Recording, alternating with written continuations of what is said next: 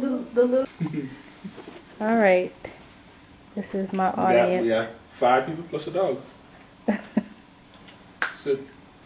Sit. Pay attention to the camera. Go. Go? Mm-hmm. Okay.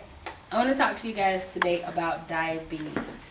And there are, basically what diabetes is either the body it cannot produce insulin, doesn't produce enough insulin, or the body doesn't respond to the insulin that it produces. Today, approximately 7% of Americans are affected with diabetes. 1/3, which is about 6.2 million, have diabetes and don't know it, and it's untreated. 14 million to date have been diagnosed with diabetes. And there are 4 different stages of diabetes. The first is pre-diabetes, and it's a condition that occurs when a person's blood sugar levels are higher than normal, but they're not high enough to be type 2 to be a diabetic. There is about 54 million Americans who are in the pre-diabetic category. Type 1 diabetes is the failure of what's inside your pancreas, the islets of Langerhans, to produce insulin. So that makes you have type 1 diabetes. Type 2 diabetes is also called insulin resistance. That's when your body does not respond to the insulin that you produce.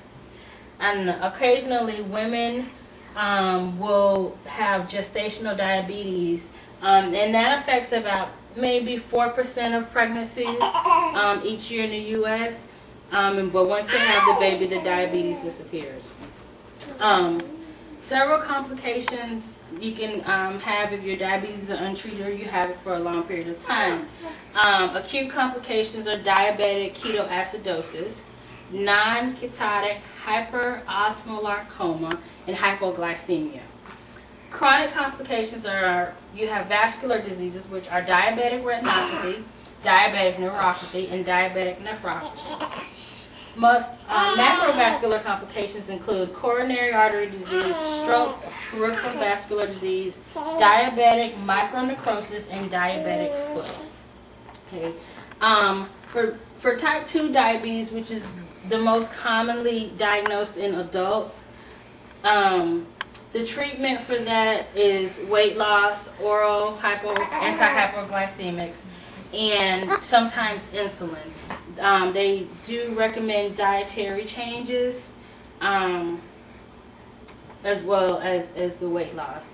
If you have gestational diabetes, again, you'll be placed on insulin to monitor your blood sugars just as you would as if you were a diabetic, a type 2 diabetic.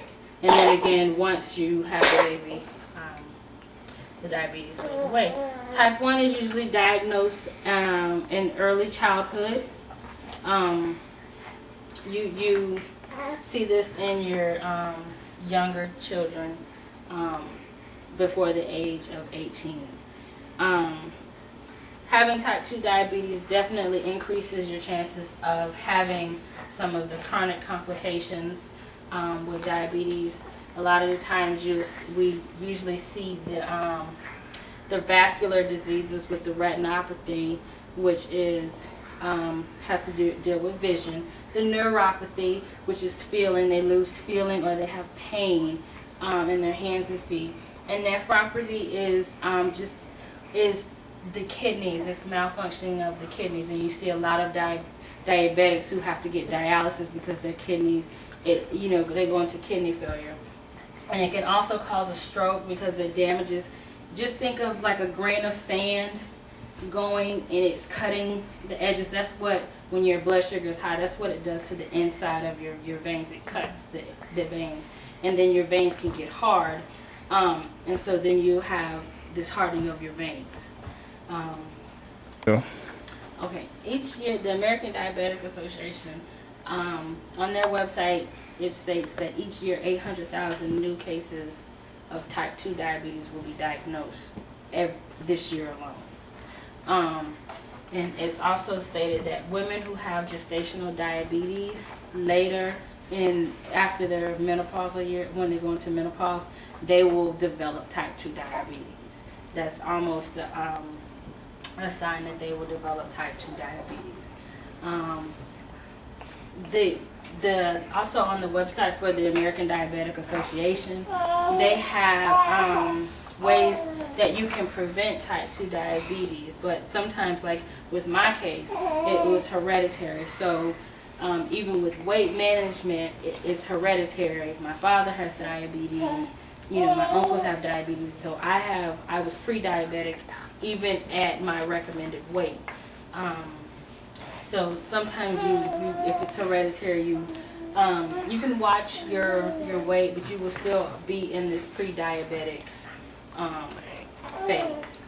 And it's important because it's important to keep your blood sugars low, because your blood sugars go up, you can have seizures.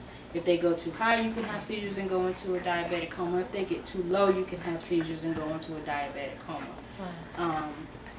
And then, of course, with having a diabetic coma, you can lose oxygen to your brain and become, brain dead. Also, a lot of times, a lot of patients that I've taken care of, you might see people with diabetes and they have to have their feet amputated, or they have to have their toes cut off. That's because the circulation, again, with the hardening of the veins, and they start to have poor circulation and they can't feel. So when they get a cut on the bottom of their foot, it gets infected.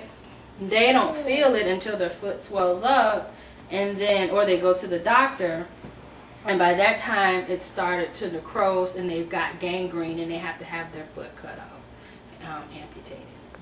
So that's a big thing that we see with diabetes, and also with stroke, and that goes back to the hardening of the veins and the circulation.